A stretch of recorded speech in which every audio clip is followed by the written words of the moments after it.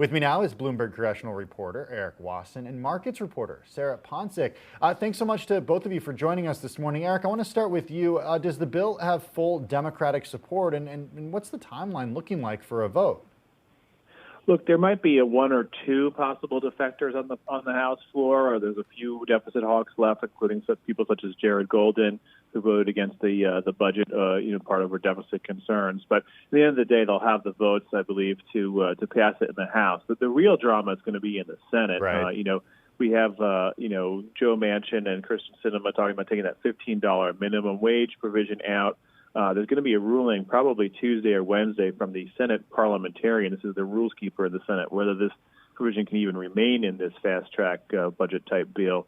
So this is where we're going to be focusing on the actual final contours of the bill. It's going to be in the Senate. Do we know how the Senate plans to take this up? Do they plan to do a vote on it? Do they plan to pass it with bipartisan support or attempt to do that? Or do they plan to do reconciliation?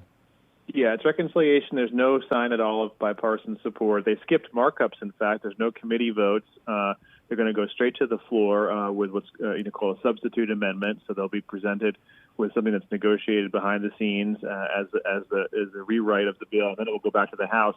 They're all trying to do this by March 14th. There's an expanded unemployment insurance benefits that were approved by Congress in December expires. So they might come up right against the deadline, as they often do in Congress, but Majority Leader Chuck Schumer on Friday said he would guarantee that they make that deadline. Hey, Sarah Ponsick, come on in here and just give us an idea of how the outlook for the economy has changed in recent week. We're seeing bond yields tick up higher over the past few weeks, the highest point they've been in months at this point. What is that telling us about the way that investors are feeling about this recovery? Right. What this is telling us is just that the outlook for the economic recovery is getting brighter. And we have seen this reflected in some recent economic data. For example, the last retail sales report came in much stronger than expected, showing that people are out and spending at a stronger rate than economists had previously thought. Now, when it comes to this $1.9 trillion package, though, the hope is that this is going to be passed. Markets have priced this in. This is the expectation right now that on top of past stimulus packages,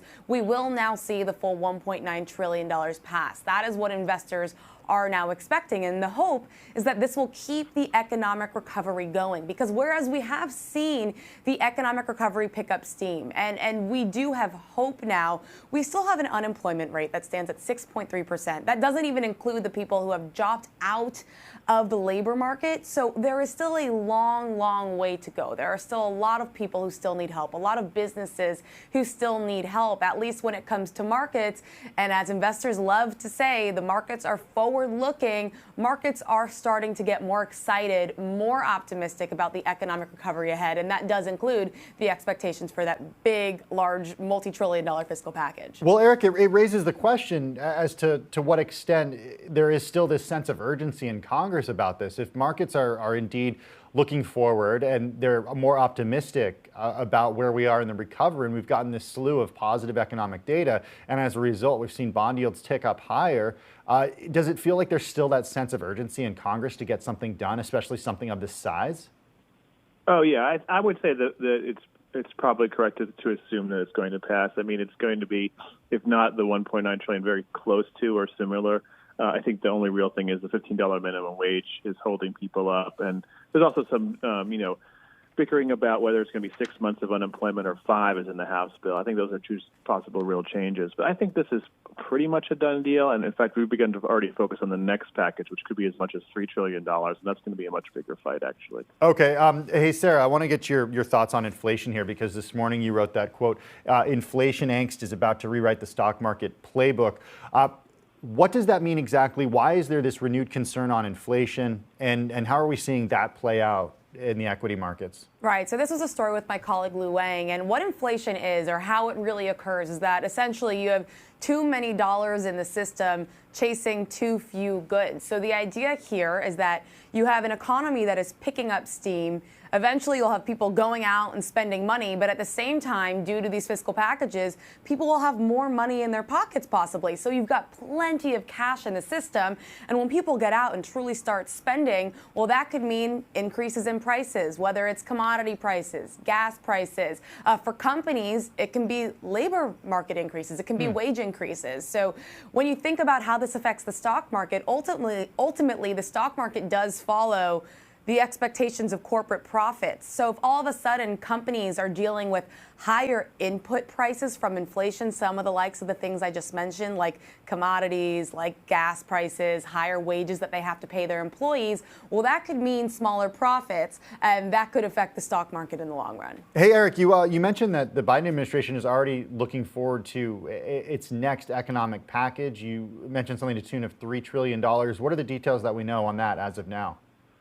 Well, the core of it will be infrastructure. So the House had proposed $1.5 trillion when Trump was still president and passed that last year. Biden, in his campaign, talked about $2 trillion. Again, that's roads, bridges, water, internet, broadband. But there's a lot of talk about building up on that. The House Democrats are talking about a family infrastructure package of child care, elder care, more health workers. And there's even talk of adding an Obamacare public option and paying for that with things like capital gains tax increases or carried interest loophole closing or other reversals of the Trump tax cuts. So this is a major package we're starting to follow. There's a story on the Terminal and website with Chris Condon this weekend. But it's the real debate taking place behind the scenes right now is how big to go on that and how to keep the coalition of people like Joe Manchin and progressives in the House all on the same page. Hey, Sarah, I want to end with you just talking about equity markets because it's something that you follow so closely. How is all this playing out in equity markets? What are you seeing in terms of the trade today and how it's reflecting the sentiment that we're seeing from Washington? Right. So this morning, before equity markets do open officially at 9:30, the futures markets are pointing towards lower equities once again. This was after last week we saw the first decline in 3 weeks for the stock market. Now, two sides to this. One being that if we do get that large fiscal package, because it's priced in, investors will say it's a sell the news moment. So once you actually get the news that it's passed, well, markets were already expecting it. So you actually see markets sell off. But the more important point here is really rising bond yields. And while it could be counterintuitive because bond yields are rising exactly because expectations for the economy are growing stronger, it also fits into the valuation perspective. If all of a sudden you can buy a bond for a higher yield, well, it might affect someone's perspective of whether they should buy a bond and put money in bonds or if they should put money in the stock market since the stock market is riskier. Bloomberg's Eric Wasson and Sarah Ponsick. A big thank you to both of you for your time this morning, for joining us on Quick Take.